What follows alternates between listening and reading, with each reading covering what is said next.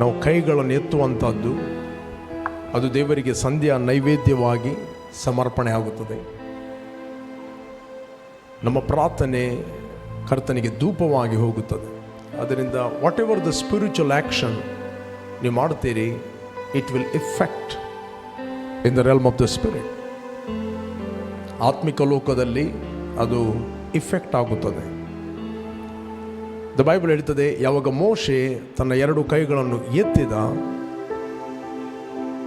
ಇಸ್ರಾಯೇಲರು ಬಲಗೊಳ್ಳುತ್ತಾ ಇದ್ದರು. ಯಾವಾಗ ಮೋಶೆ ತನ್ನ ಕೈಗಳನ್ನು ಕೆಳಗೆ ಹಾಕಿದ, ಅಮಲೇಕಿಯರು ಬಲಗೊಳ್ಳುತ್ತಾ ಇದ್ದರು. It's god. ಅದಕ್ಕೋಸ್ಕರ ನೀವು ಕೈಗಳನ್ನು ಎತ್ತುವಂಥದ್ದು ಕೂಡ ನಾನು ಬೆಳಿಗ್ಗೆ ಹೇಳಿದೆ, this not A morning exercise, the act of spiritual worship. Praise God. ಯಾವಾಗ ನಮಗೆ ಕೈಗಳನ್ನು ಎತ್ತಲಿಕ್ಕೆ ಆಗ್ತದೆ ಅಂತ ಹೇಳಿದರೆ, ಯಾವಾಗ ನಮ್ಮ ಇನ್ನರ್ ಮ್ಯಾನ್ ಆತನು ಅಲರ್ಟ್ ಆಗಿರುತ್ತಾನೆ.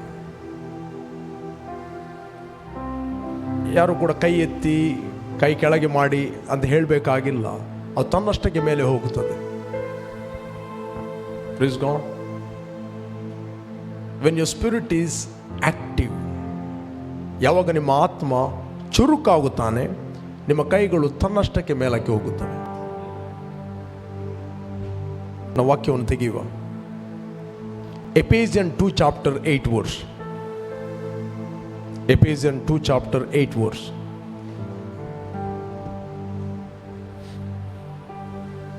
ನಂಬಿಕೆಯ ಮೂಲಕ ಕೃಪೆಯಿಂದಲೇ ರಕ್ಷಣೆ ಹೊಂದಿದವರಾಗಿದ್ದೀರಿ. ಆ ರಕ್ಷಣೆಯು ನಿಮ್ಮಿಂದ ಉಂಟಾದದಲ್ಲ, ಅದು ದೇವರ ವರವೇ. ನಂಬಿಕೆಯ ಮೂಲಕ ಕೃಪೆಯಿಂದಲೇ ನೀವು ರಕ್ಷಣೆಯನ್ನು ಹೊಂದಿದ್ದೀರಿ. ಆ ರಕ್ಷಣೆಯು ಏನಾಗಿದೆ? ನಿಮ್ಮಿಂದ ಉಂಟಾದಲ್ಲ, ಅದು ದೇವರ ವರವೇ. ಅದು ಪುಣ್ಯ ಕ್ರಿಯೆಗಳಿಂದ ಉಂಟಾದಲ್ಲ, ಅದು ದೇವರ ವರ. It is A gift. ನೀವು ಯೇಸುವನ್ನು ಅಂಗೀಕಾರ ಮಾಡಿದಾಗ 3 ವರಗಳನ್ನು ನೀವು ಹೊಂದುತ್ತೀರಿ. 3 gifts. Number 1, the eternal life, ನಿತ್ಯ ಜೀವವನ್ನು ನೀವು ಹೊಂದುತ್ತೀರಿ. ನಿತ್ಯ ಜೀವ ಎಂಬುವಂಥದ್ದು ದಟ್ ಇಸ್ ಎ ಗಿಫ್ಟ್. ಪಕ್ಕದವ್ರಿಗೆ ಹೇಳ್ರಿ, ನಿತ್ಯ ಜೀವ ಎಂಬುವಂಥದ್ದು ಅದು ಗಿಫ್ಟ್ ಆಗಿದೆ. Praise God. ಯೇಸು ಸ್ವಾಮಿ ಹೇಳಿದ 7ನೇ ಅಧ್ಯಾಯ ಇದೆಲ್ಲ ನೋಡ್ತೇವೆ, 47ನೇ ವಚನ ಯೋಹಾನ ಸುವಾರ್ತೆಯಲ್ಲಿ, ನಂಬಿದವನು ನಿತ್ಯ ಜೀವವನ್ನು ಹೊಂದಿದ್ದಾನೆ. ಯಾರೋ ತೆಗೀರಿ, ಓದಿರಿ. Gospel of John 6:47. ನಂಬಿರುವವನು ನಿತ್ಯ ಜೀವವನ್ನು ಹೊಂದಿದ್ದಾನೆಂದು ನಿಮಗೆ ನಿಜ ನಿಜವಾಗಿ ಹೇಳುತ್ತೇನೆ. ನಂಬಿರುವವನು ನಿತ್ಯ ಜೀವವನ್ನು ಹೊಂದಿದ್ದಾನೆಂದು ನಿಮಗೆ ನಾನು ನಿಜ ನಿಜವಾಗಿ ಹೇಳುತ್ತೇನೆ. ಹೇಳ್ರಿ, ನಂಬುವುದಂದ್ರೆ ನೀವು ಹೊಂದುವುದು. ನಂಬುವುದಂದ್ರೆ ನೀವು ರಿಸೀವ್ ಮಾಡುವಂಥದ್ದು. Anything you believe you are receiving. ನೀವು ಸುಳ್ಳನ್ನು ನಂಬುವುದು, ಸತ್ಯವನ್ನು ನಂಬುವುದು. ಸುಳ್ಳನ್ನು ನಂಬಿದರೆ ನೀವು ಸುಳ್ಳನ್ನು ಹೊಂದುತ್ತೀರಿ, ಸತ್ಯವನ್ನು ನಂಬಿದರೆ ನೀವು ಸತ್ಯವನ್ನು ಹೊಂದುತ್ತೀರಿ. ನಂಬುವುದಂದ್ರೆ ನೀವು ಹೊಂದುವುದು ಅಷ್ಟೇ. ಕಮಾನ್ ಹೇಳ್ರಿ, ನಂಬುವುದಂದ್ರೆ 2-3 ಜನ ಕೇಳ್ರಿ, ನಂಬುವುದಂದ್ರೆ ನೀವು ಹೊಂದುವಂಥದ್ದಾಗಿದೆ. ಎನಿಥಿಂಗ್. ಹಾಗಾದರೆ ನೀನು ರೈಟ್ ಸಂಗತಿಗಳನ್ನು ನಂಬಬೇಕಾದ್ರೆ ರೈಟ್ ಸಂಗತಿಗಳನ್ನು ಕೇಳಬೇಕು. ರೈಟ್ ಸಂಗತಿಗಳನ್ನು ನೀವು ಕೇಳಬೇಕಾದ್ರೆ ರೈಟ್ ಸಂಗತಿಗಳನ್ನು ಪ್ರೀಚ್ ಮಾಡಲ್ಪಡಬೇಕು. Praise God. ಅದಕ್ಕೋಸ್ಕರ ತಪ್ಪು ಸಂಗತಿಗಳನ್ನು ನೀವು ಕೇಳಿದರೆ ತಪ್ಪು ಸಂಗತಿಗಳನ್ನು ನೀವು ಹೊಂದುತ್ತೀರಿ. ಇದು ನಾನು ಹೇಳಿದ ಮಾತಲ್ಲ, ಯೇಸು ಸ್ವಾಮಿ ಹೇಳಿದ, ನನ್ನ ಕುರಿಗಳು ನನ್ನ ಸ್ವರವನ್ನು ಕೇಳುತ್ತವೆ, ಅವು ಕಳ್ಳನ ಸ್ವರವನ್ನು ಕೇಳುವುದಿಲ್ಲ. ಕಳ್ಳನು ಬರುತ್ತಾನೆ ಕದಿಯಲು, ಕೊಲ್ಲಲು, ನಾಶ ಮಾಡಲು, ಮತ್ತು ಯಾವುದಕ್ಕೆ ಆತನು ಬರುವುದಿಲ್ಲ. 3 things: killing, stealing and destroying. ಹೇಳ್ರಿ, ಕಿಲ್ಲಿಂಗ್, ಸ್ಟೀಲಿಂಗ್, ಡಿಸ್ಟ್ರಾಯಿಂಗ್. ಕಳ್ಳನು ಬರುತ್ತಾನೆ. ಹೇಗೆ ಬರುತ್ತಾನೆ? ನೀವು ಕೇಳಿದರೆ. ಆ ಕಳ್ಳನು ಯಾರ ಮುಖಾಂತರ ಬರ್ಬೋದು? ನಿಮ್ಮ ನೇಬರ್ ಮುಖಾಂತರ ಬರ್ಬೋದು, ನಿಮ್ಮ ಫ್ರೆಂಡ್ಸ್ಗಳ ಮುಖಾಂತರ ಬರ್ಬೋದು. ನಿಮ್ಮ ರಿಲೇಟಿವ್ಸ್ ಮುಖಾಂತರ ಬರ್ಬೋದು, ಅಥವಾ ನಿಮ್ಮ ಕೊಲೀಗ್ ಮುಖಾಂತರ ಬರ್ಬೋದು, ಯಾರ ಮುಖಾಂತರ ಆತನು ಬರ್ಬೋದು. ನೀವು ಯಾರದು ಕೇಳ್ತೀರಿ, that's very important. Praise God. For example, ನೀವು ರೈಟ್ ಆದ ವಾಕ್ಯವನ್ನು ಹೊಂದುತ್ತೀರಿ, ರೈಟ್ ಆದ ವರ್ಡ್ ಅನ್ನು ನಿಮ್ಮ ಸ್ಪಿರಿಟ್ ಅಲ್ಲಿ ನೀವು ರಿಸೀವ್ ಮಾಡುತ್ತೀರಿ. ಬೈಬಲ್ ಹೇಳ್ತದೆ, ಓದಿರಿ 16ನೇ ಅಧ್ಯಾಯ 17 ವರ್ಸ್, ರೋಮನ್ಸ್ 16:17 ಓದಿ. ಸಹೋದರರೇ, ನೀವು ಹೊಂದಿದ ಉಪದೇಶಕ್ಕೆ ವಿರುದ್ಧವಾಗಿ ಭೇದಗಳನ್ನು ವಿಘ್ನಗಳನ್ನು ನಿಮ್ಮಲ್ಲಿ ಉಂಟು ಮಾಡುವವರನ್ನು ಗುರುತಿಟ್ಟು ಅವರನ್ನು ಬಿಟ್ಟು ತೊಲಗಿ ಹೋಗಿರಿ ಎಂದು ನಿಮ್ಮನ್ನು ಬೇಡಿಕೊಳ್ಳುತ್ತೇನೆ. ಏನ್ ಮಾಡ್ಬೇಕಂತೆ? ಗುರುತಿಟ್ಟು. ನೀವು ಕೇಳಿದ ಉಪದೇಶಕ್ಕೆ ವಿರುದ್ಧವಾಗಿ ವಿಘ್ನಗಳನ್ನು ಭೇದಗಳನ್ನು ಉಂಟು ಮಾಡುವನ್ನು ಗುರುತಿಟ್ಟು, ಮಾರ್ಕ್ ದಟ್ ಪರ್ಸನ್, ಗುರುತಿಟ್ಟು ಅವನು ಬಿಟ್ಟು ತೊಲಗಿ ಹೋಗಿರಿ. ನೆಕ್ಸ್ಟ್ ಎಂದು ನಿಮ್ಮನ್ನು ಬೇಡಿಕೊಳ್ಳುತ್ತೇನೆ.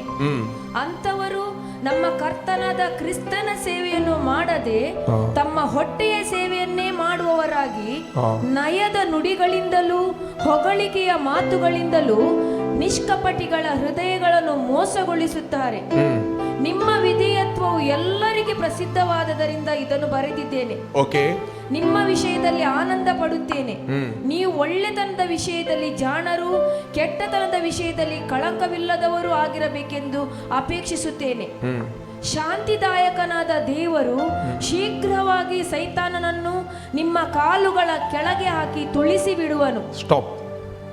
ಶಾಂತಿದಾಯಕನಾದ ದೇವರು ಶೀಘ್ರವಾಗಿ ಸೈತಾನನನ್ನು ಯೇಸುವಿನ ಕಾಲ ಬಳಿಗೆ ಹಾಕಿ ತುಳಿದು ಬಿಡುವನು. ಇದೆಯಾ? ಕಮಾನ್, ಏನು ಬರೆಯಲ್ಪಟ್ಟಿದೆ? ಶಾಂತಿದಾಯಕನಾದ ದೇವರು ಶೀಘ್ರವಾಗಿ ಸೈತಾನನನ್ನು ನಿಮ್ಮ ಪಾದಗಳ ಕೆಳಗೆ ತುಳಿದು ಬಿಡುವನು. Praise God. ಶಾಂತಿದಾಯಕನಾದ ದೇವರು ಶೀಘ್ರವಾಗಿ ಸೈತಾನನನ್ನು, ಹೇಳ್ರಿ, ನನ್ನ ಪಾದಗಳ ಕೆಳಗೆ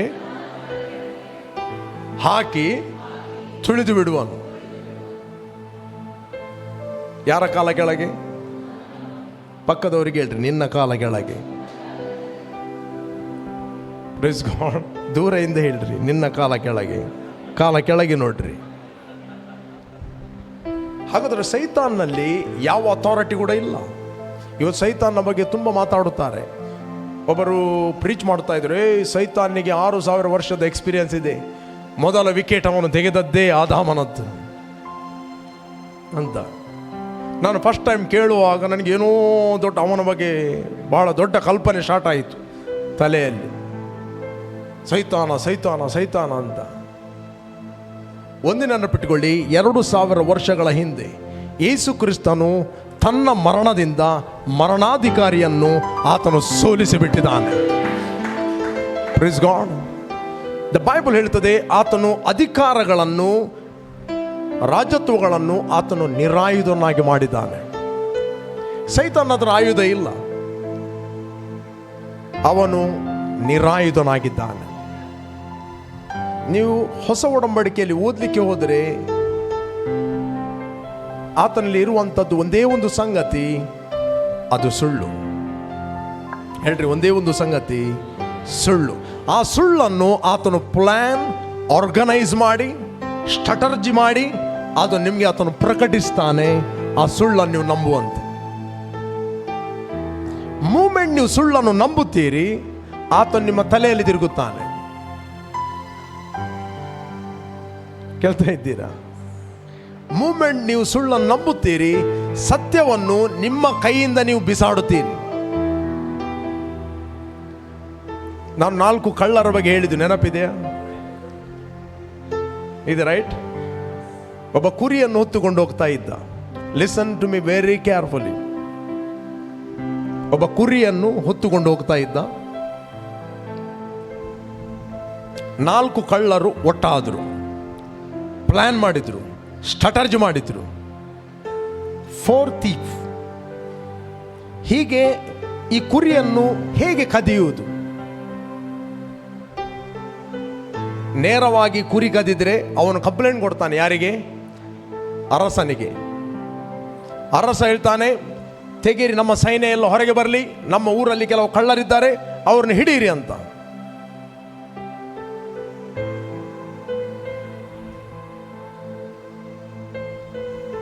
ಕಳ್ಳರನ್ನು ಹಿಡೀರಿ.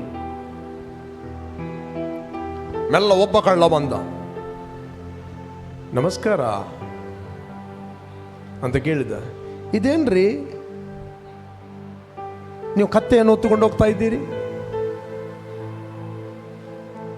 ಅವನು ಹೇಳಿದ, ಇದು ಕತ್ತೆ ಅಲ್ಲ, ಕಣ್ಣು ಕಾಣುದಿಲ್ಲ ನಿನಗೆ, ಇದು ಕುರಿ.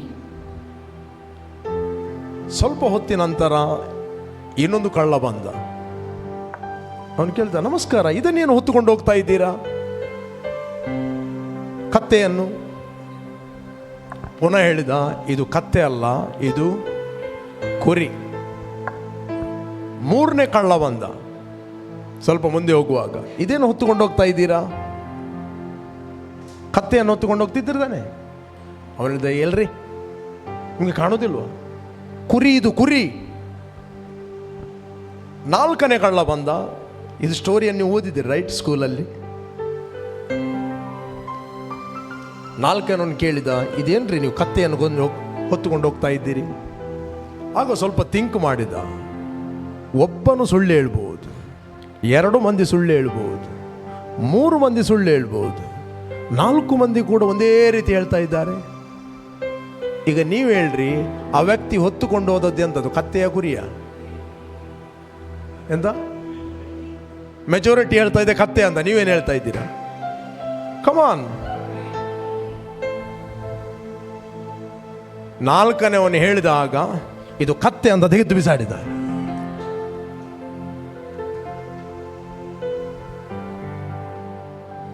ಅವನೇ ಬಿಸಾಡಿದ.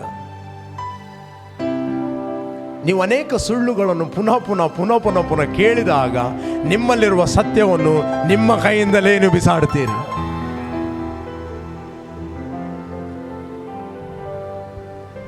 ಕುರಿ ಬೇಕಾದ್ರೆ 10 ತಿನ್ಲಿ ಅವನು. ಅವನ ಕಡೆಗೆ ತಲೆಯಲ್ಲಿ ಕೂತ್ಕೊಂಡು ಬಿಡ್ತು, ಇದು ಕತ್ತೆ ಅಂತ.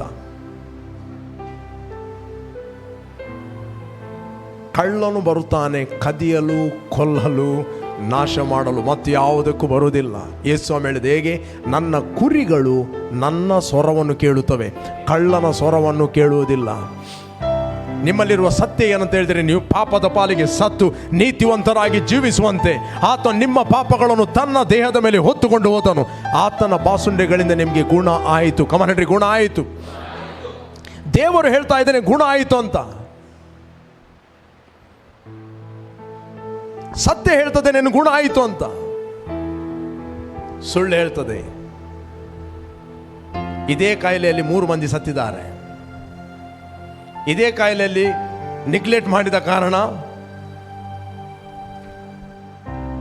10 ಮಂದಿ ಸತ್ತಿದ್ದಾರೆ. ಪಕ್ಕದ ಫೂಲಬಾಯಿ ಕೂಡ ಹೀಗೆ ಸತ್ತರು.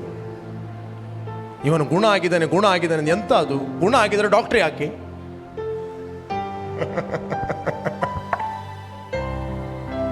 So many strategy. ಒಂದು ಸತ್ಯವನ್ನು ನಂಬದ ಹಾಗೆ ಅನೇಕ ಸುಳ್ಳುಗಳು.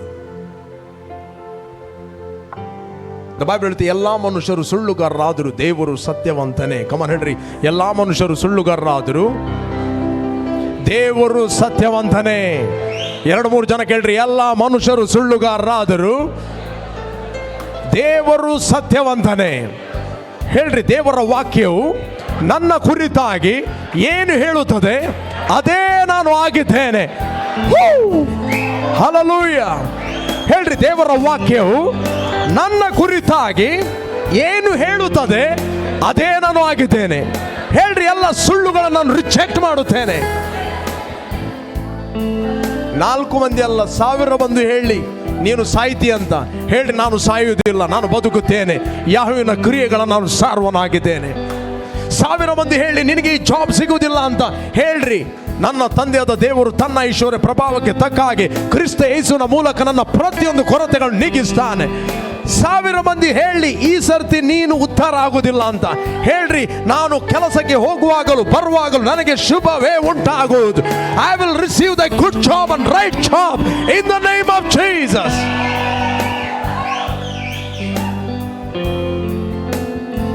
ಮೆಜಾರಿಟಿ ಏನೇ ಹೇಳಿ, ವಾಕ್ಯ final. Don't believe the majority, believe God's word. ಅನೇಕರು ಮೆಜಾರಿಟಿಯನ್ನು ಬಿಲೀವ್ ಮಾಡಿ ಅರಣ್ಯದಲ್ಲಿ ಸತ್ತರು. ದೇವರು ಮೋಶೆಗೆ ಹೇಳಿದ, ಹೋಗು ಕಾನಾನ್ ದೇಶವನ್ನು ಸ್ವಾಧೀನ ಮಾಡು. ರೈಟ್? ದೇವರು ಹೇಳಿದ, ಹೋಗಿ ಕಾನಾನ್ ದೇಶವನ್ನು ಸ್ವಾಧೀನ ಮಾಡು. ಕಡೆಗೆ ಕೆಲವು ಕಮಿಟಿಯವರು ಬಂದರು. ಅವರು ಹೇಳಿದರು, ನೀನು ಹೇಳುವಂತ ಸರಿ, ನಾವೊಂದು ಕೆಲಸ ಮಾಡುವ, ಕುಲಕ್ಕೆ ಒಬ್ಬನಂತೆ 12 ಮಂದಿಯನ್ನು ನಾವು ಕಾನಾನ್ ದೇಶಕ್ಕೆ ಕಳಿಸುವ. ಅದು ದೇಶ ಉತ್ತಮವಾಗಿದೆಯೋ, ದೇಶ ಹಾಲು ಜೇನು ಹರಿಯುವಂಥದ್ದು, ಅಲ್ಲಿಯ ಜನರು ಹೇಗೆ, ಅಲ್ಲಿಯ ಗಿಡಗಳು ಹೇಗೆ, ಅಲ್ಲಿಯ ತೋಟ ಹೇಗೆ, ನೀರಾವರಿಯ ಪ್ರದೇಶವೋ ನೀರಾವರಿ ಎಲ್ಲ ಪ್ರದೇಶ, ದೇವರು ಹೇಳಿದ್ದಾನೆ, ಮುಗಿಯಿತು. ಕಮಿಟಿ ಅದು ಯಾಕೆ ಕೇಳಬೇಕು?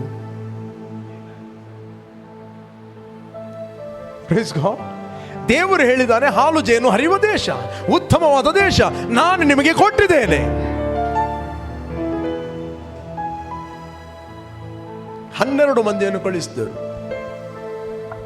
ಅದಕ್ಕೆ ಪರ್ಮಿಸಿವ್ ವಿಲ್ ಅಂತ ಹೇಳ್ತಾರೆ, not a perfect will. Praise God. ನಿಮ್ಗೆ 2 ಸ್ಕ್ರಿಪ್ಚರ್ಗಳನ್ನು ನಾನು ಕೊಡ್ತೇನೆ. 2 ಸ್ಕ್ರಿಪ್ಚರ್ಗಳನ್ನು ಕೊಡ್ತೇನೆ. Listen to me very careful.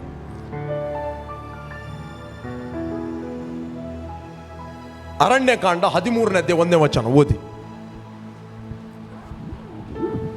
ಯೆಹೋವನು ಮೋಶೆಗೆ, ನಾನು ಇಸ್ರೇಲರಿಗೆ ಕೊಡುವ ಕಾನಾನ್ ದೇಶವನ್ನು ಸಂಚರಿಸಿ ನೋಡುವುದಕ್ಕೆ ನೀನು ಒಂದೊಂದು ಕುಲದಿಂದ ಒಬ್ಬೊಬ್ಬ ಮುಖ್ಯಸ್ಥನನ್ನು ಕಳುಹಿಸಬೇಕೆಂದು ಆಜ್ಞಾಪಿಸಿದನು.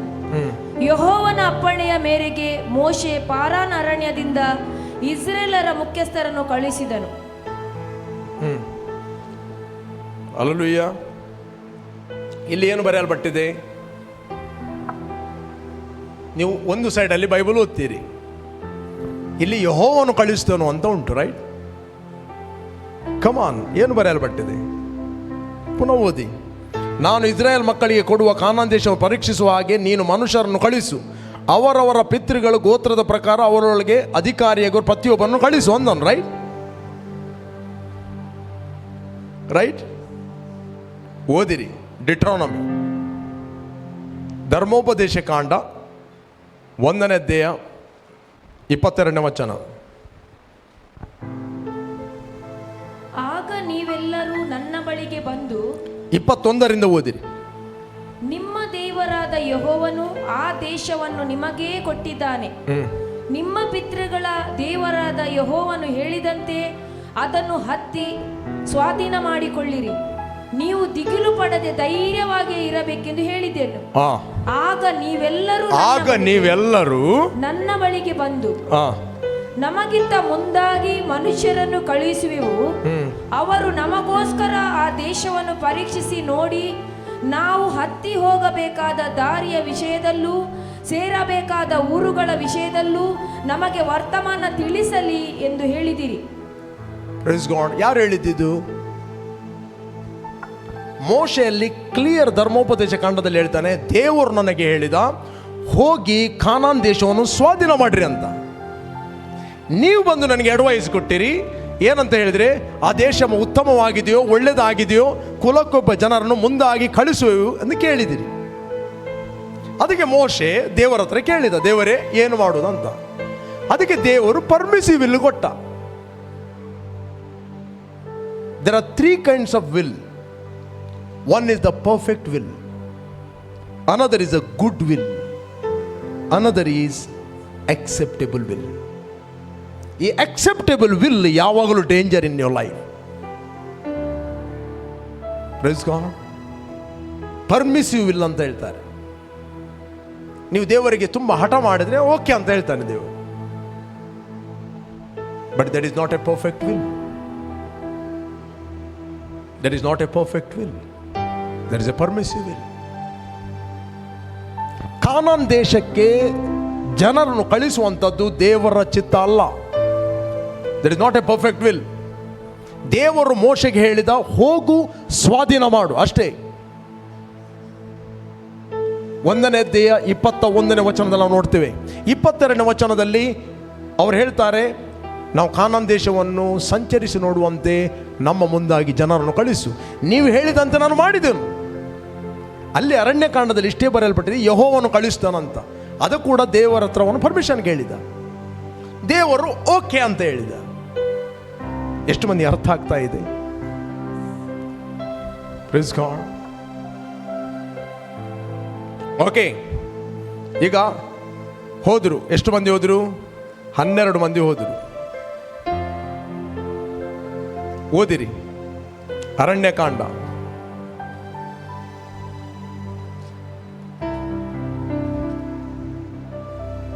32ರಲ್ಲಿ ಓದಿ, 13:32. ಅದಲ್ಲದೆ ಇವರು ತಾವು ಸಂಚರಿಸಿ ನೋಡಿದ ದೇಶದ ವಿಷಯವಾಗಿ ಇಸ್ರೇಲರಿಗೆ ಅಶುಭ ಸಮಾಚಾರವನ್ನು ಹೇಳುವವರಾಗಿ, ನಾವು ಸಂಚರಿಸಿ ನೋಡಿದ ದೇಶವು ತನ್ನಲ್ಲಿ ವಾಸಿಸುವವರನ್ನು ನುಂಗಿಬಿಡುತ್ತದೆ. ಒಂದು ಸುಳ್ಳು. ಅವರೇನು ಹೇಳಿದರು? ನಾವು ಸಂಚರಿಸಿ ನೋಡಿದ ದೇಶವು ತನ್ನಲ್ಲಿ ವಾಸಿಸುವವರು ನುಂಗಿಬಿಡುತ್ತದೆ. ಇವರು ನುಂಗಿಬಿಟ್ಟಿದ್ದ? ಒಂದು ವೇಳೆ ನುಂಗಿಬಿಟ್ಟರೆ ಇವರು ಬರಲೇಬಾರದಿತ್ತು. 40 ದಿನ ಸಂಚರಿಸಿ ನೋಡಿ ಬಂದು ಒಂದು ಸುಳ್ಳು ಹೇಳಿದ್ರು. ಏನು? ಅಲ್ಲಿದ್ದವರನ್ನೇ ಅದು ನುಂಗಿಬಿಡುತ್ತೆ ಅಂತ. ನೆಕ್ಸ್ಟ್, ಅದಲ್ಲದೆ ನಾವು ಅದರಲ್ಲಿ ನೋಡಿದ ಜನರೆಲ್ಲರೂ ಬಹಳ ಎತ್ತರವಾದವರು.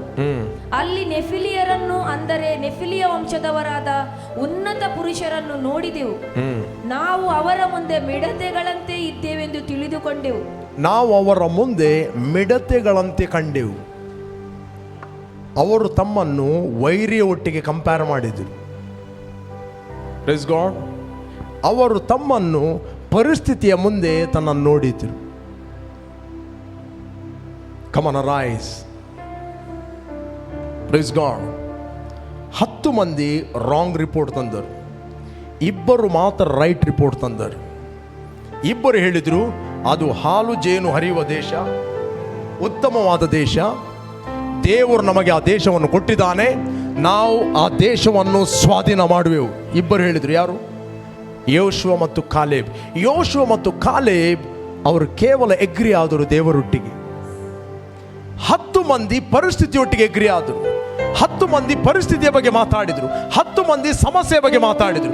ಈ 10 ಮಂದಿ ಬಂದು 30 ಲಕ್ಷ ಜನರಿಗೆ ಸುಳ್ಳು ಹೇಳಿದರು. ಈಗ ಜನರು ನಂಬಿದ್ದೇನು? ವಾಕ್ಯವನ್ನು ನಂಬಿದ, ಮೆಚಾರಿಟಿ ನಂಬಿದ್ದ. ಹೋಗಿರೋ 10 ಮಂದಿ ಹೇಳ್ತಾ ಇದ್ರೆ ಆ ದೇಶಕ್ಕೆ ನಾವು ಹೋಗ್ಲಿಕ್ಕೆ ಆಗುದಿಲ್ಲ ಅಂತ, ನೀವಂತ 2 ಹೇಳುವುದು. Listen to me very carefully. 30 lakh ಜನ ಹೋಲ್ ನೈಟ್ ಗೋಳಾಟ ಮಾಡಿದರು. 30 ಲಕ್ಷ ಜನರಿಗೆ ಹೋಲ್ ನೈಟ್ ನಿದ್ರೆ ಬೀಳಲಿಲ್ಲ. ಎಲ್ಲ ಮನೆಗಳು ಲಾಕ್ಡೌನ್ ಆದವು. ಎಲ್ಲ ಮನೆಗಳಲ್ಲಿ ಗೋಳಾಟ ಸ್ಟಾರ್ಟ್ ಆಯಿತು. ಎಲ್ಲರೂ ತಮ್ಮ ಮಕ್ಕಳ ಬಗ್ಗೆ ನೆಗೆಟಿವ್ ಮಾತಾಡಿದರು. ನಮ್ಮದೇನು ಮುಗಿಯಿತು, ಅವರ ಎಜುಕೇಶನ್ ಸ್ಟಾಪ್ ಆಯಿತು, ಇನ್ನು ಅವರಿಗೆ ಫ್ಯೂಚರ್ ಇಲ್ಲ, ಎವ್ರಿಥಿಂಗ್ ಇಸ್ ಸ್ಟಾಪ್. ಸ್ಟಾಪ್ ಮಾತ್ರ ಅಲ್ಲ, ದೇವರಿಗೆ ಗುಣಗುಟ್ಲಿಕ್ಕೆ ಸ್ಟಾರ್ಟ್ ಮಾಡಿದ್ರು. Praise God. 6 ತಿಂಗಳ ಹಿಂದೆ ಲಾಕ್ಡೌನ್ ಆದಾಗ ಅನೇಕರು ಇದೇ ರೀತಿ ಮಾತಾಡಿದ್ರು. ಅನೇಕರು ಸೂಸೈಡ್ ಮಾಡಿದ್ರು. ಅವರು ಹೇಳಿದ್ರು, ನಮ್ಮ ಮಕ್ಕಳ ಭವಿಷ್ಯ ಮುಗಿಯಿತು, ಇನ್ನು ನಮ್ಮ ಮಕ್ಕಳಿಗೆ ಭವಿಷ್ಯ ಇಲ್ಲ, ದಿನಗಳು ಮುಗಿಯಿತು, ಅವರಿಗೆ ಎಜುಕೇಶನ್ ಇಲ್ಲ, ಇನ್ನು ನಮ್ಮ ಮಕ್ಕಳಿಗೆ ಯಾರು ಜಾಬ್ ಕೊಡ್ತಾರೆ, ಇನ್ನು ನಮ್ಮ ಮಕ್ಕಳಿಗೆ ಯಾವಾಗ ಮದುವೆ ಆಗುವುದು, ಇನ್ನು ನಮ್ಮ ಮಕ್ಕಳಿಗೆ ಯಾವಾಗ ಸೆಟಲ್ ಆಗುವುದು. Everything is stop. ಆದರೆ ಜೋಶುವ ಮತ್ತು ಕಾಲೇಬ್ ಹೇಳಿದರು, ನಾವು ಈ ಅರಣ್ಯದಲ್ಲಿ ಸಾಯುವುದಿಲ್ಲ, ನಾವು ಕಾನಾನ್ ದೇಶವನ್ನು ಸ್ವಾಧೀನ ಮಾಡುತ್ತೇವೆ. Price God. ದ ಬೈಬಲ್ ಹೇಳುತ್ತದೆ 30 lakhs people they spoke negative, and 30 lakhs people that died in wilderness. 30 lakh ಜನರು ದ ಬೈಬಲ್ ಹೇಳುತ್ತದೆ ಅರಣ್ಯದಲ್ಲೇ ಸತ್ತರು. ಇಬ್ಬರು ಮಾತ್ರ ಕಾನಾನ್ ದೇಶಕ್ಕೆ ಹೋಗಿ ಮುಟ್ಟಿದ್ರು, ಆತನು ಯೋಶುವ ಮತ್ತು ಕಾಲೇಬ. ಯಾಕಂದರೆ ಬಿಕಾಸ್ ಆಫ್ ದೇರ್ ಟಂಗ್. ಇವತ್ತು ನೀವು ಏನಾಗಿದ್ದೀರಿ? Because of your tongue. ಇವತ್ತು ಏನು ನೀವು ಸಮಸ್ಯೆಯನ್ನು ಅನುಭವಿಸ್ತಾ ಇದ್ದೀರಿ? Because of your tongue.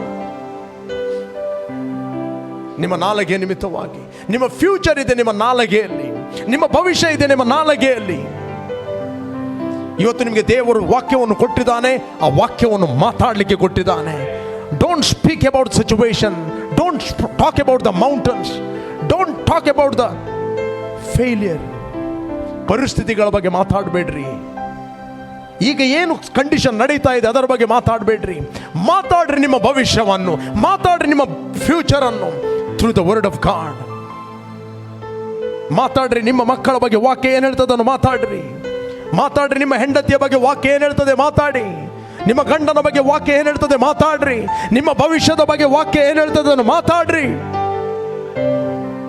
Come on, speak. ಹೇಳ್ರಿ, ನಾನು ಜಯಶಾಲಿಗಳಿಗಿಂತ ಜಯಶಾಲಿ. 2-3 ಜನ ಕೇಳ್ರಿ, ನಾವು ಜಯಶಾಲಿಗಳಿಗಿಂತ ಜಯಶಾಲಿ.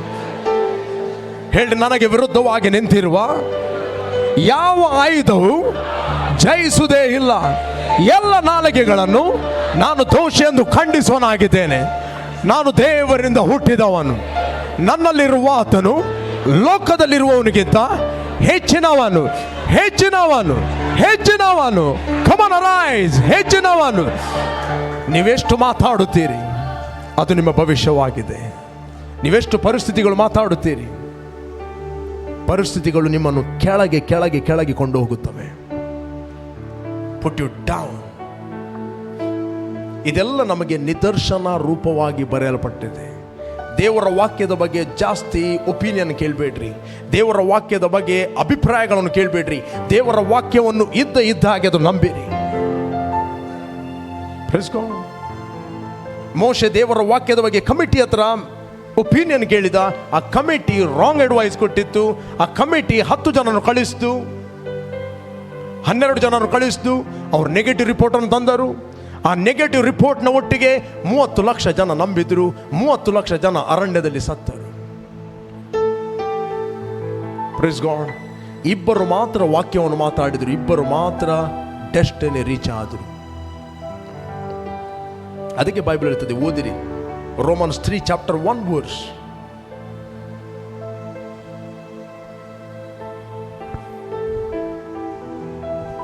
ಹಾಗಾದರೆ ಯಹೂದ್ಯರ ಶ್ರೇಷ್ಠತ್ವವೇನು? ಸುನ್ನತಿಯಿಂದ ಲಾಭವೇನು? ಎಲ್ಲ ವಿಷಯಗಳಲ್ಲಿಯೂ ಬಹಳ ಉಂಟು. ಮೊದಲನೇದಾಗಿ ದೈವೋಕ್ತಿಗಳು ಅವರ ವಶಕ್ಕೆ ಒಪ್ಪಿಸಲ್ಪಟ್ಟವು. ಅವರಲ್ಲಿ ಕೆಲವರು ನಂಬದೆ ಹೋಗಿದ್ದರೇನು? ಅವರಲ್ಲಿ ಕೆಲವರು ನಂಬದೆ ಹೋದರೇನು? ಪಕ್ಕದವರಿಗೆ, ಅವರಲ್ಲಿ ಕೆಲವರು ನಂಬದೆ ಹೋದರೇನು?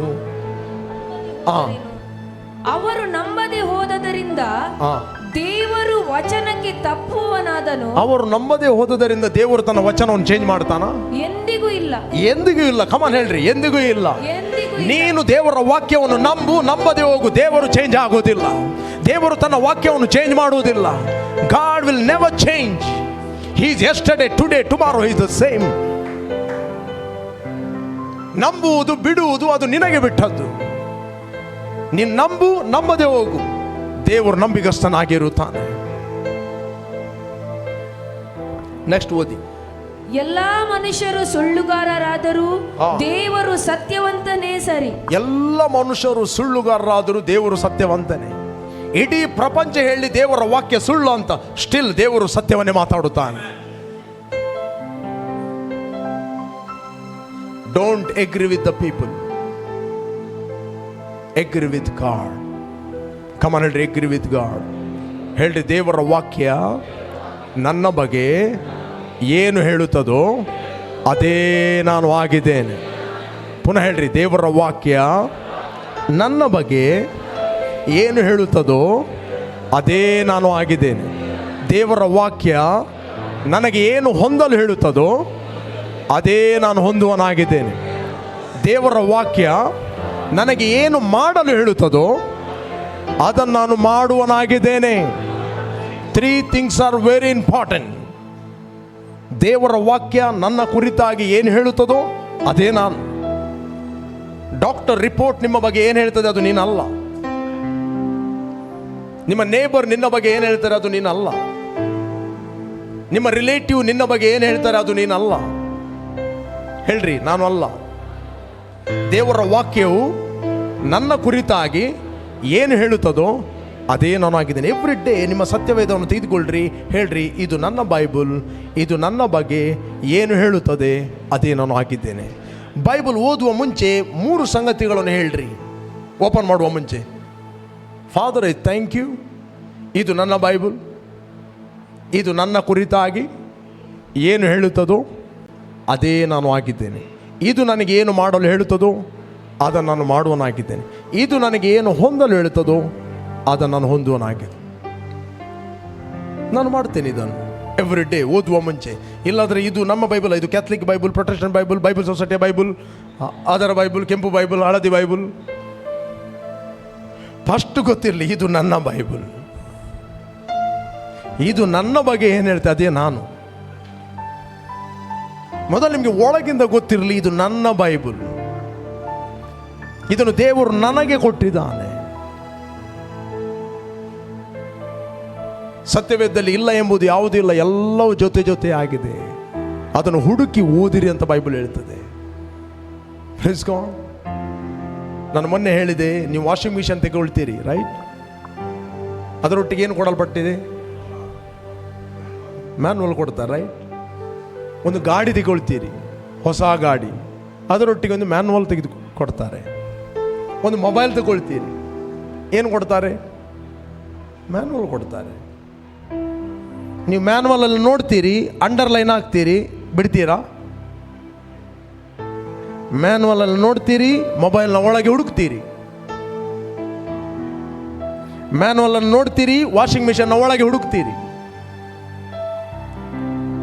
ಕಮಾನ್, ಎಲ್ಲಿ ಹುಡುಕ್ತೀರಿ? ಹೊರಗೆ ಹುಡುಕ್ತೀರಾ? ಎಲ್ಲಿ ಹುಡುಕ್ತೀರಿ? ಒಂದು ಗಾಡಿ ತಗೊಂಡಿರಿ, ಮೆಕ್ಯಾನಿಕ್, ಹೊಸ ಗಾಡಿ ಬಂದೆ, ಅವನು ಮೆಕ್ಯಾನಿಕ್, ಅವನಿಗೆ ಗೊತ್ತಿಲ್ಲ ಹೇಗಿದೆ ಅಂತ ಗಾಡಿ. ಫಸ್ಟ್ ಅವನು ಪುಸ್ತಕ ತರ್ತಾನೆ, ಇಲ್ಲಿ ಇಲ್ಲಿ ಇದೆ ಅಂತ, ಇಲ್ಲಿ ಫ್ಯೂಸ್ ಹೋಗಿದೆ, ಅಲ್ಲೇ ಓಪನ್ ಮಾಡ್ತಾನೆ. ಕೆಲವೊಮ್ಮೆ ನೀವು ಹೊಸ ಮೆಕ್ಯಾನಿಕ್ಗೆ ಗಾಡಿ ಕೊಡ್ತೀರಿ, ಅಲ್ಲಿ ಹೋದದೊಂದು ಫ್ಯೂಸ್.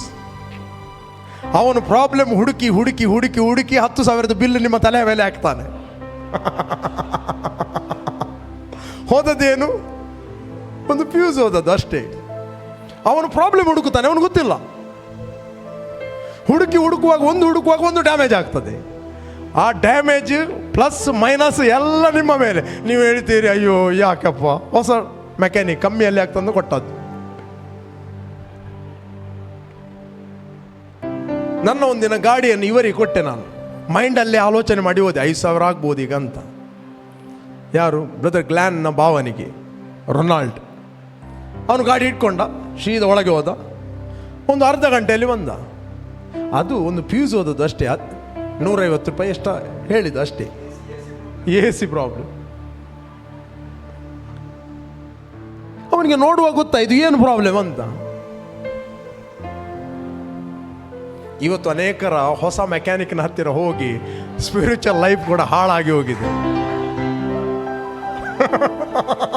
ಅವರಲ್ಲಿ ಸರ್ಟಿಫಿಕೇಟ್ ಇಲ್ಲ, ಅವ್ರ ಮೆಕ್ಯಾನಿಕೇ ಅಲ್ಲ, ನಿಮ್ಮ ಜೀವಿತವನ್ನೇ ಡಿಸ್ಟರ್ಬ್ ಮಾಡಿಬಿಟ್ಟಿದ್ದಾರೆ.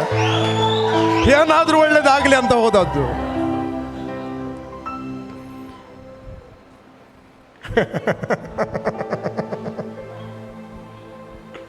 ಹೇಳ್ರಿ, ಇದು ನನ್ನ ಪುಸ್ತಕ, ಇದು ನನ್ನ ಬಗ್ಗೆ ಏನು ಹೇಳುತ್ತದೋ ಅದೇ ನಾನು ಆಗಿದ್ದೇನೆ. Praise the Lord. ಇದರಲ್ಲಿ ಏನೆಲ್ಲ ಬರೆಯಲ್ಪಟ್ಟಿದೆ ನೋಡಿ, ಅದೆಲ್ಲ ನಿಮ್ಮ ಒಳಗೆ ಇದೆ. ದ ಬೈಬಲ್ ಹೇಳುತ್ತದೆ, ಕರ್ತನ ಸಂಸರ್ಗದಲ್ಲಿ ಇರುವವನಾದರೂ ಆತನೊಟ್ಟಿಗೆ ಒಂದೇ ಆತ್ಮವಾಗಿದ್ದಾನೆ. ಹೇಳ್ರಿ, ದೇವರ ಆತ್ಮ, ನನ್ನ ಆತ್ಮ, ಒಂದು ಆತ್ಮ. ಫಾಸ್ಟೇ ನನಗೇನು ಫೀಲ್ ಆಗೋದಿಲ್ಲ, ಫೀಲಿಂಗ್ ಅನ್ನೋದು ಕೆಳಗೆ ಹಾಕು. Praise God. ಹೇಳ್ರಿ, ಕರ್ತನ ಆತ್ಮ, ನನ್ನ ಆತ್ಮ, ಒಂದು ಆತ್ಮ. ಎಷ್ಟು ಮಂದಿಗೆ ಫೀಲ್ ಆಗ್ತಾ ಇದೆ? ಫೀಲಿಂಗ್ ಅನ್ನು ನಂಬೇಡ್ರಿ, ವಾಕ್ಯವನ್ನು ನಂಬಿರಿ.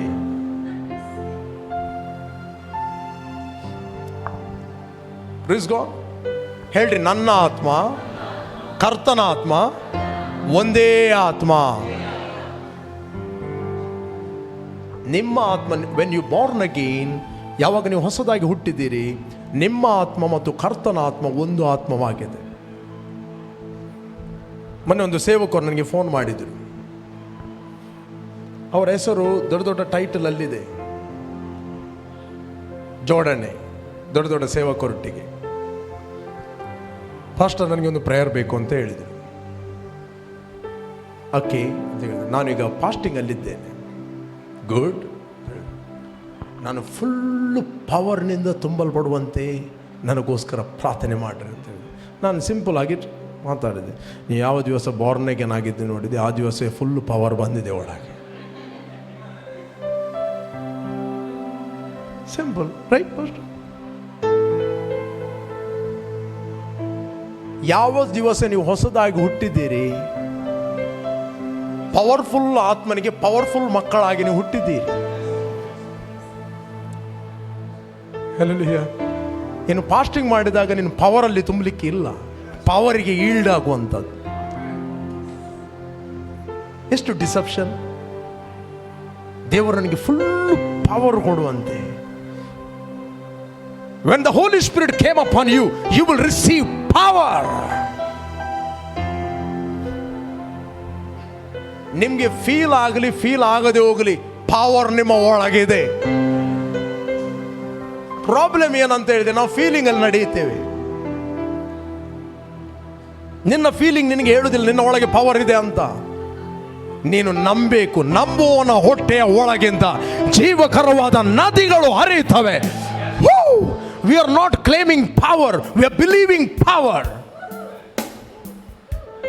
Believing word. Word is a power. ಯೇಸು ಹೇಳಿದವ, ಯಾರಾದರೂ ಬಾಯಾರಿದರೆ ಆತ ನನ್ನ ಬಳಿಗೆ ಬರಲಿ, ನನ್ನಿಂದ ಕುಡಿಯಲಿ. ನಂಬುವವರ ಹೊಟ್ಟೆಯ ಒಳಗಿಂದ ಜೀವಕರವಾದ ಹೊಳೆಗಳು ಹರಿಯುತ್ತವೆ.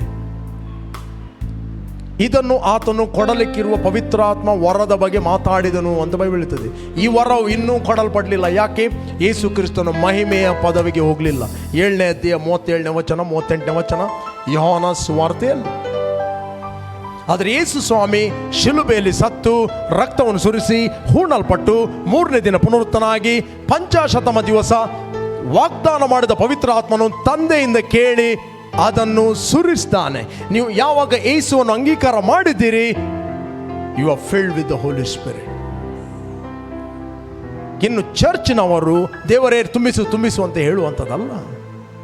ಚರ್ಚಿನವರು ಬಿಲೀವ್ ಮಾಡುವಂಥದ್ದು. ನೀನು ಬಿಲೀವ್ ಮಾಡಿದಾಗ ನಿನ್ನ ಹೊಟ್ಟೆಯ ಒಳಗಿಂದ ಹೋಗ್ತದೆ. ಯಾವ ಹೊಟ್ಟೆ? ಶಾರೀರಿಕ ಹೊಟ್ಟೆ ಅಲ್ಲ. It is talking about your human spirit. ಹೇಳಿ, ನಾನು ನಂಬುವನಾಗಿದ್ದೇನೆ. ಫಸ್ಟ್ ನನಗೇನು ಫೀಲ್ ಆಗೋದಿಲ್ಲ. ನಾನು ಹೇಳಿದೆ, ಫೀಲಿಂಗ್ಗಳನ್ನು ನಂಬೇಡ್ರಿ. Believe God's word. ಕೆಲವರು ರೋಗಿಗಳ ಮೇಲೆ ಅವರು ನಂಬಿಕೆಯಲ್ಲಿ ಕೈ ಇಟ್ಟಾಗ ಸ್ವಸ್ಥತೆ ಹೊಂದ್ತಾರಂತ, ರೈಟ್? ನೀನು ಬಿಲೀವ್ ಮಾಡಿದಾಗ ದ ಸೂಪರ್ ನ್ಯಾಚುರಲ್ ಲೈಫ್ ನಿನ್ನ ಮೂಲಕ ಫ್ಲೋ ಆಗುತ್ತದೆ. ಹೋಗುವಾಗಲೇ ಒಂದು ಭಯ, ಅಲ್ಲಿ ತಿಳಿದಲ್ಲ ಬರಂದತ್ತ ಇಂಚಿ ದೇವರೇ ಗುಣ ಮಾಡು. ಕೈ ಇಡಬೇಡ್ರಿ ಭಯದಲ್ಲಿ. Better don't.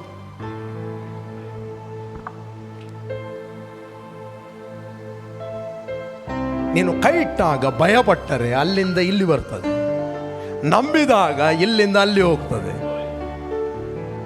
ಯೇಸು ಸ್ವಾಮಿ ಯೆರೂಸಲೇಮ್ ಬೀದಿಯಲ್ಲಿ ನಡೆದುಕೊಂಡು ಹೋಗ್ತಾ ಇದ್ದಾರೆ.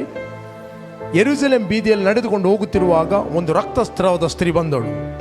ಮೆಲ್ಲ ಆಕಿಷ್ಟೇ ಹೇಳಿದರು, ನಾನು ಆತನ ಗೊಂಡೆಯನ್ನು ಮುಟ್ಟಿದರೆ ಸಾಕು, ನಾನು ಸ್ವಸ್ಥವಾಗುವೆನು. Praise God. ಆಕೆ ಹೋದಳು, ಮುಟ್ಟಿದಳು, ಗುಣವಾದಳು. ಯೇಸು ಸ್ವಾಮಿ ಹೇಳಿದೆ, ಯಾರೋ ನನ್ನನ್ನು ಮುಟ್ಟಿದ್ರು. ಯೇಸುನ ಶಿಷ್ಯರು ಹೇಳಿದ್ರು, ಎಂತ ತಮಾಷೆ ಮಾಡ್ತೇವೆ ಸ್ವಾಮಿ, ಜನ ನೂಕು ನುಗ್ಗಲಾಗ್ತಾ ಇದ್ದಾರೆ, ಯಾರೋ ಮುಟ್ಟಿದ್ರು? ನೋ, ಒಬ್ಬರು ಯಾರೋ ನನ್ನ ನಂಬಿಕೆಯಿಂದ ಮುಟ್ಟಿದ್ರು, ನನ್ನ ಒಳಗಿಂದ ಶಕ್ತಿ ಹರಿದು ಹೋಯಿತು. Praise God. ಆಗ ಸ್ತ್ರೀ ಬಂದಳು, ಆ್ಯಕ್ಚುಲಿ ರಕ್ತಸ್ರಾವದ ಸ್ತ್ರೀ ಆಕೆ ಯಾರನ್ನು ಮುಟ್ಲಿಕ್ಕಿಲ್ಲ, according to the law of Moses. ಒಂದು ವೇಳೆ ಆಕೆ ರಕ್ತಸ್ರಾವದ ಸ್ತ್ರೀ ಯಾರನ್ನಾದರೂ ಮುಟ್ಟಿದರೆ ಆ ವ್ಯಕ್ತಿ ಆ ದಿವಸ ಅಶುದ್ಧ. ಈಕೆ ಯಾರನ್ನು ಮುಟ್ಟಿದಾಳೆ, ಆ ವ್ಯಕ್ತಿ ಹೋಗಿ ಇನ್ನೊಬ್ಬರನ್ನು ಯಾರಾದರೂ ಮುಟ್ಟಿದರೆ ಆ ವ್ಯಕ್ತಿ ಕೂಡ ಅಶುದ್ಧ. ಇವರಿಗೆಲ್ಲ ಲಾಕ್ಡೌನ್ ಆ ದಿವಸ, ಕ್ವಾರಂಟೈನಲ್ಲಿ ಹಾಕ್ತಾರೆ. ಈ ಕ್ವಾರಂಟೈನ್ ಎಂಬ ವರ್ಡೇ ಕೇಳಿದ 6 ತಿಂಗಳ ಹಿಂದೆ ಕೆಲವರು, ಎಲ್ಲರೂ ಕ್ವಾರಂಟೈನ್. ಆ ದಿವಸ ತಿರುಗಲಿಕ್ಕಿಲ್ಲ, ಯಾಕಂದ್ರೆ ಕಂಟೇಜಸ್. ಸಾಂಕ್ರಾಮಿಕ ಅಂದ್ರೆ ಒಬ್ಬರಿಂದ ಒಬ್ಬರಿಗೆ ಹರಡುವಂಥದ್ದು. ಕುಷ್ಠರೋಗಿ ಹೋಗಿ ಯಾರನ್ನು ಮುಟ್ಲಿಕ್ಕಿಲ್ಲ, ಯಾರನ್ನಾದ್ರೂ ಮುಟ್ಟಿದ್ರೆ ಅವನು ಕೂಡ ಅಶುದ್ಧ. ಸತ್ತ ಹೆಣವನ್ನು ಯಾರಾದರೂ ಮುಟ್ಟಿದ್ರೆ ಅವನು ಕೂಡ quarantine. 1 day quarantine, not 14 days. ಇಲ್ಲಿ ಯೇಸು ಸ್ವಾಮಿ ದಾರಿಯಲ್ಲಿ ಹೋಗುತ್ತಿರುವಾಗ ಲಿಸನ್, ಆಕೆಯ ಕಂಟೇಜಸ್ ಅಶುದ್ಧತೆ ಯೇಸುವಿಗೆ ಬರಲಿಲ್ಲ. ಯೇಸುವಿನಲ್ಲಿದ್ದ ಪರಿಶುದ್ಧತೆ ಆಕೆಯಲ್ಲಿದ್ದ ಅಶುದ್ಧತೆಯನ್ನು ಕ್ಲೀನ್ ಮಾಡಿಬಿಟ್ಟಿತ್ತು.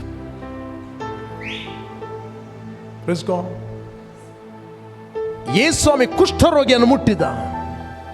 ಕುಷ್ಠ ಯೇಸುವಿಗೆ ಬರಲಿಲ್ಲ, ಯೇಸುವಿನಲ್ಲಿದ್ದ ಪರಿಶುದ್ಧತೆ ಆ ಕುಷ್ಠರೋಗಿಯನ್ನು ಕ್ಲೆನ್ಸ್ ಮಾಡಿಬಿಟ್ಟಿತ್ತು.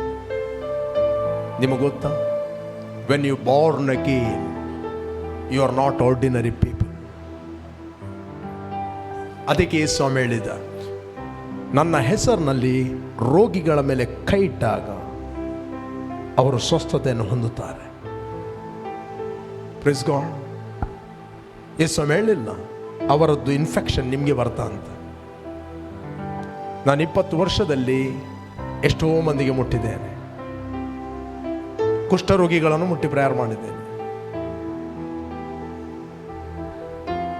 ನನಗೆ ಯಾರ ಇನ್ಫೆಕ್ಷನ್ ಇಷ್ಟರವರೆಗೆ ಬರಲಿಲ್ಲ. More than 20 years. ನಾನು ಅದನ್ನು ಬಿಲೀವ್ ಮಾಡೋದೇ ಇಲ್ಲ. ನಾನು ಒಂದು ದಿನ ಕೂಡ ಸಿಕ್ ಬೆಡ್ಡಲ್ಲಿ ಮಲಗಿದವನು ಕೂಡ ಅಲ್ಲ. I believe I am born of God. ಕಮನಡ್ರಿ, I am born of God. ಹೇಳಿ, ನಾನು ದೇವರಿಂದ ಹುಟ್ಟಿದವನು. ಪ್ರತಿಯೊಬ್ಬರು ಹೇಳ್ರಿ, ನಾನು ದೇವರಿಂದ ಹುಟ್ಟಿದವನು. ಹೇಳ್ರಿ, ನನ್ನಲ್ಲಿ ಇರುವ ಆತನು. ಹೇಳ್ರಿ, ನನ್ನಲ್ಲಿ ಇರುವ ಆತನು. ಈ ಕಾನ್ಷಿಯಸ್ ನಿಮ್ಮ ಒಳಗಿರಲಿ, ನನ್ನಲ್ಲಿ ಇರುವ ಆತನು. This is not A guessing, this is knowing. ನನ್ನಲ್ಲಿ ಇರುವ ಆತನು ಲೋಕದಲ್ಲಿರುವವನಿಗಿಂತ ಹೆಚ್ಚಿನವನು, ಹೆಚ್ಚಿನವನು, ಹೆಚ್ಚಿನವನು, ಹೆಚ್ಚಿನವನು. ಕಮನ್ ರೈಸ್, ಹೇಳ್ರಿ, ಹೆಚ್ಚಿನವನು.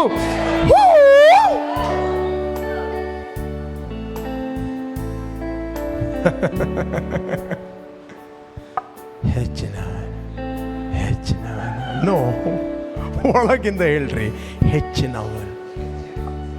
ನನ್ನೊಳಗೆ ಇರುವವನು ಹೆಚ್ಚಿನವನು, ಹೆಚ್ಚಿನವನು. ನನ್ನೊಳಗೆ ವಾಸಿಸುವವನು ಹೆಚ್ಚಿನವನು, ಹೆಚ್ಚಿನವನು. ಎಲ್ಲಿ ಹೋಗಿದ್ದಾರೆ ಬಬಲ? ತೊಂದರೆ ಇಲ್ಲ, ಇರು. ಓಕೆ, ಯಾವಾಗಲೂ ಇದನ್ನು ಹೇಳ್ರಿ, ನಾನು ದೇವರಿಂದ ಹುಟ್ಟಿದವನು. ನಂಬುವವನ ಹೊಟ್ಟೆಯ ಒಳಗಿಂದ ಆರೋಗ್ಯವು ಹರಿಯುತ್ತದೆ, ಸಮಾಧಾನವು ಹರಿಯುತ್ತದೆ, ಪ್ರೀತಿಯು ಹರಿಯುತ್ತದೆ. You are not ordinary people, you are a supernatural being.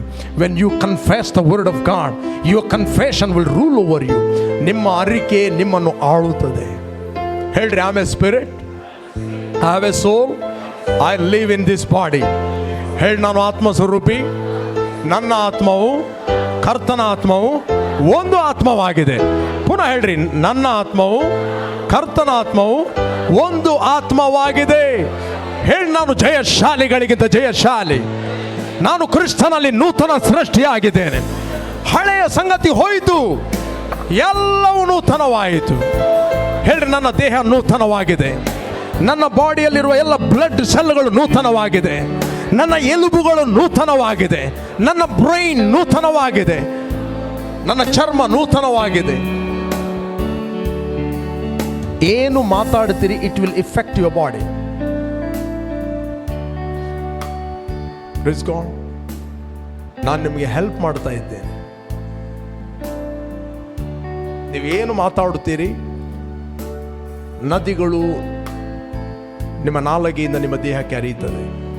ನಿಮ್ಮ ದೇಹವನ್ನು ಕೆಡಿಸುವುದು ಯಾರು? ಕಮಾನ್ ಕಮಾನ್, ನಿಮ್ಮ ದೇಹವನ್ನು ಕೆಡಿಸುವುದು ಯಾರು? ನಾಲಿಗೆ. ಇದೇ ಬೈಬಲಲ್ಲಿ 3ನೇ ಅಧ್ಯಾಯ 6ನೇ ವಚನ ಓದಿ, ಯಾಕೋಬನು ಬರೆದ ಪತ್ರಿಕೆ.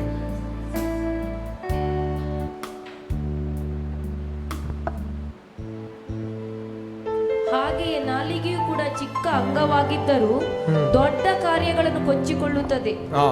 ಎಷ್ಟು ಕೊಂಚ ಕಿಚ್ಚು ಎಷ್ಟು ದೊಡ್ಡ ಕಾಡನ್ನು ಉರಿಸುತ್ತದೆ ನೋಡಿರಿ. ನಾಲಿಗೆಯು ಕಿಚ್ಚೆ, ನಾಲಿಗೆಯು ಅಧರ್ಮ ಲೋಕರೂಪವಾಗಿ ನಮ್ಮ ಅಂಗಗಳ ನಡುವೆ ಇಟ್ಟದೆ. ಅದು ದೇಹವನ್ನೆಲ್ಲ ಕೆಡಿಸುತ್ತದೆ. ಯಾರು ಕೆಡಿಸ್ತದೆ? ನಾಲಿಗೆಯು ದೇಹವನ್ನು ಕೆಡಿಸ್ತದೆ ಮತ್ತು ಪ್ರಪಂಚ ಎಂಬ ಚಕ್ರಕ್ಕೆ ಬೆಂಕಿ ಕೊಡುತ್ತದೆ.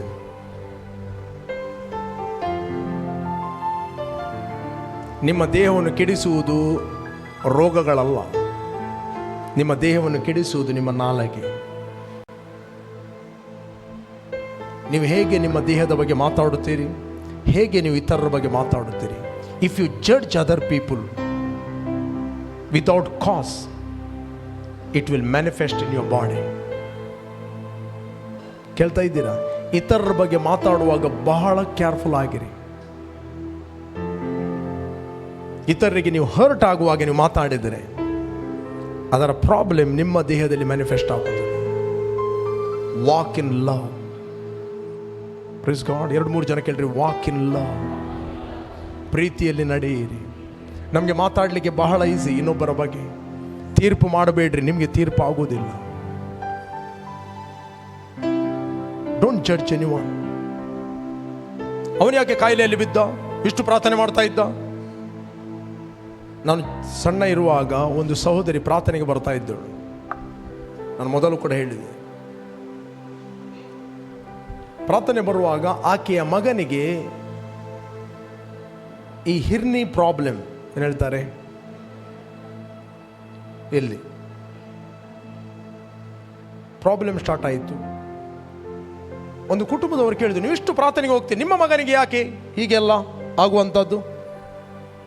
ನಮ್ಮ ಮಗ ನೋಡಿ ಹೇಗಿದ್ದಾನೆ.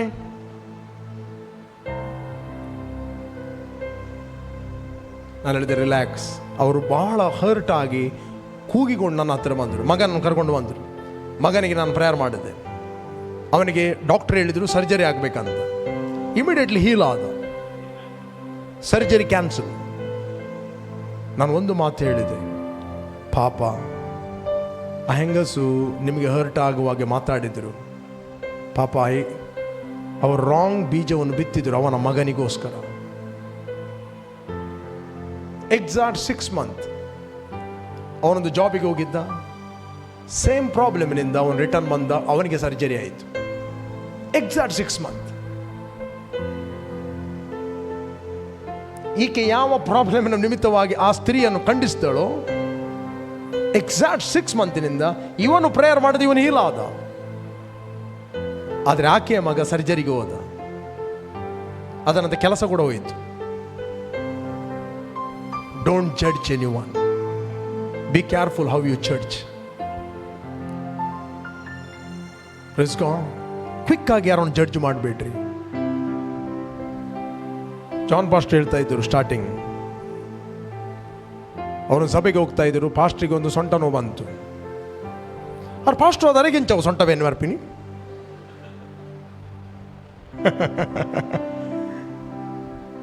ಅವರು 3 ದಿನದಲ್ಲಿ ಹೀಲ್ ಆದರು. ನೆಕ್ಸ್ಟ್ ಇವರಿಗೊಂದು ಸೊಂಟ ನೋವು ಬಂತು. 3 ತಿಂಗಳಾಗಿತ್ತು. ಅವ್ರ ಹತ್ರ ಕೇಳಿ, ಅವರೇ ಹೇಳ್ತಾರೆ,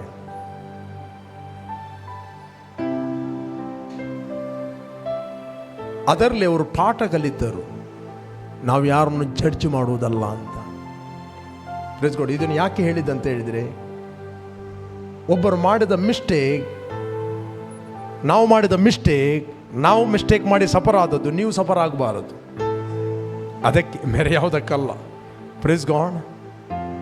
ನಮಗೆ ಜಡ್ಜ್ ಮಾಡಲಿಕ್ಕೆ ಬಹಳ easy. I am talking about the spiritual principle. ತೀರ್ಪು ಮಾಡಬೇಡ್ರಿ, ನಿಮಗೂ ತೀರ್ಪು ಆಗುವುದಿಲ್ಲ. ಒಂದು ದೊಡ್ಡ ಇಂಟರ್ನ್ಯಾಷನಲ್ ಪ್ರೀಚರ್, ಒಂದು ಸ್ತ್ರೀ, ಹೆಸರು ಹೇಳುವುದಿಲ್ಲ ನಾನು, ಆಕೆಗೆ ಗರ್ಭಕೋಶದಲ್ಲಿ ಒಂದು ನೋವು ಸ್ಟಾರ್ಟ್ ಆಯಿತು. ಆಕೆ ಅರಿಕೆ ಮಾಡಿದಳು, ಕನ್ಫೆಸ್ ಮಾಡಿದಳು, ಅರಿಕೆ ಮಾಡಿದಳು, I am healed by the stripes of Jesus. ಏನು ಅರಿಕೆ ಮಾಡಿದ್ರು ಇಲ್ಲಿಂದ ಹೋಗುವಂಥದ್ದು ಕಾಣೋದಿಲ್ಲ. ದೇವರ ಹತ್ರ ಆಕೆ ಪ್ರಾರ್ಥನೆ ಮಾಡಿದ್ರು, Lord where I miss. Suddenly ದೇವರೊಂದು ನೆನಪಿಗೆ ತಂದ, ನಿನ್ನ ಸಭೆಯಲ್ಲಿ ಬಂದ 3 ಸ್ತ್ರೀಯರಿಗೆ ಗರ್ಭದ ಪ್ರಾಬ್ಲಮ್ ಇತ್ತು, ನೀನು ಹೇಗೆ ಕ್ರಿಟಿಸೈಸ್ ಮಾಡಿದ್ದಿ 3 years ಬ್ಯಾಕ್?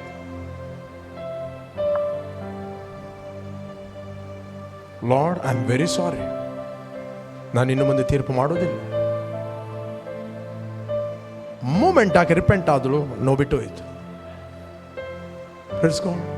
ಹೇಳ್ರಿ, ತೀರ್ಪು ಮಾಡಬೇಡ್ರಿ, ನಿಮಗೂ ತೀರ್ಪು ಆಗೋದಿಲ್ಲ. ನೀವು ಅಳೆಯುವ ಅಳತೆಯಿಂದಲೇ ನಿಮ್ಮನ್ನು ಕೂಡ ಅಳೆಯುತ್ತಾರೆ. ನಾವೆಲ್ಲರೂ ದೇವರ ಸನ್ನಿಧಾನ ನಿಂತಲು. Praise God. I am not here to condemn anyone. Church is not a place of condemnation. Church is the place of correction and edification and build, exalt, ಉತ್ತೇಜನ ಪಡಿಸುವಂಥದ್ದು. Come on, ನಮ್ಮ ಕೈಗಳನ್ನು ನಾವು ಮೇಲಕ್ಕೆತ್ತುವ. Thank you Jesus. Thank you Jesus.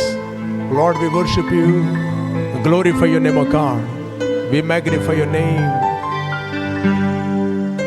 Pray, ಯಾರು ನೀವು ಆನ್ಲೈನಲ್ಲಿ watch ಮಾಡ್ತಾ ಇದ್ದೀರಿ, I am going to pray for you. If you are not accepted Jesus, ಇಷ್ಟರವರೆಗೆ ನೀವು ಯೇಸುವನ್ನು ಅಂಗೀಕಾರ ಮಾಡದಿದ್ದರೆ, this the right time. Call Jesus in your heart. I will lead you in prayer. ಭೂಮಿ ಆಕಾಶಗಳನ್ನು ಉಂಟು ಮಾಡಿದ ಸರ್ವಶಕ್ತನಾದ ದೇವರೇ, ನೀನು ನನ್ನ ಮೇಲೆ ಪ್ರೀತಿ ಮಾಡಿ ನಿನ್ನ ಒಬ್ಬನೇ ಮಗನಾದ ಯೇಸುವನ್ನು ನನಗೋಸ್ಕರ ನೀನು ಕಳಿಸ್ತು. ಆತ ನನಗೋಸ್ಕರ ಸತ್ತು, ಬಾಧೆಯನ್ನು ಅನುಭವಿಸಿ, ಹೂಣಲ್ಪಟ್ಟು 3ನೇ ದಿನ ಪುನರುತ್ಥಾನನಾದನೆಂದು ನಾನು ನನ್ನ ಹೃದಯದಲ್ಲಿ ನಂಬುತ್ತೇನೆ. ಬಾಯಿಂದ ನಾನು ಅರಿಕೆ ಮಾಡುತ್ತೇನೆ, ಯೇಸುವೇ ನನ್ನ ಕರ್ತನೆಂದು ನಾನು ನಂಬುತ್ತೇನೆ. ನನಗೆ ಬಿಡುಗಡೆ ಆಯಿತು. ನಾನು ಇವತ್ತಿನಿಂದ ದೇವರ ಮಗನಾಗಿದ್ದೇನೆ. ನೀನು ವಾಗ್ದಾನ ಮಾಡಿದ ಪವಿತ್ರಾತ್ಮನನ್ನು ನಂಬಿಕೆಯ ಮೂಲಕ ನಾನು ಸ್ವೀಕರಿಸ್ತೇನೆ. Thank you Holy Spirit. Thank you Lord, you anointing of God. ಕರ್ತನೆ, ಯಾರು ನಿನ್ನ ಅಂಗೀಕಾರ ಮಾಡಿದ್ದಾರೆ ಅವರೆಲ್ಲರೂ ಪ್ರೊಟೆಕ್ಟ್ ಆಗಲಿ. ಸರಿಯಾದ ವ್ಯಕ್ತಿಗಳು ಸರಿಯಾದ ಸಮಯದಲ್ಲಿ ಅವರಿಗೆ ಕನೆಕ್ಟ್ ಆಗಲಿ. ಎಲ್ಲ ಅನ್ವಾಂಟೆಡ್ ಕನೆಕ್ಷನ್ಗಳು ಯೇಸು ನಾಮದಲ್ಲಿ ಮುರಿಯಲ್ಪಡಲಿ. I break it in the name of Jesus. Lord, I release your healing, O God. ಪ್ರತಿಯೊಬ್ಬರ ದೇಹಗಳು ಸ್ವಸ್ಥತೆಯನ್ನು ಹೊಂದಿಕೊಳ್ಳಲಿ. ಒಂದು ವೇಳೆ ಯಾರ ಬಗ್ಗೆ ಯಾರಿಗೇನಾದರೂ ಹರ್ಟ್ ಇದ್ದಾರೆ, ಅದನ್ನು ನೀವು ಕ್ಷಮಿಸಿರಿ. Walk in love. Walking in love is a walking in dominion, walking in authority. Authority over every sickness, every pain, every infirmity. ಪ್ರತಿಯೊಂದು ಫಿಸಿಕಲ್ ದೇಹಗಳು ಸ್ವಸ್ಥತೆಯನ್ನು ಹೊಂದಿಕೊಳ್ಳಲಿ ಯೇಸು ನಾಮದಲ್ಲಿ. ಬೋನ್ಗಳು ರೆಸ್ಟೋರ್ ಆಗ್ತಾ ಇರೋದಕ್ಕೋಸ್ಕರ ಸ್ತೋತ್ರ. Migraine, I command you, leave it in the name of Jesus. Be free by the power of the Holy Spirit. In Jesus name, amen, amen. Praise God. Okay.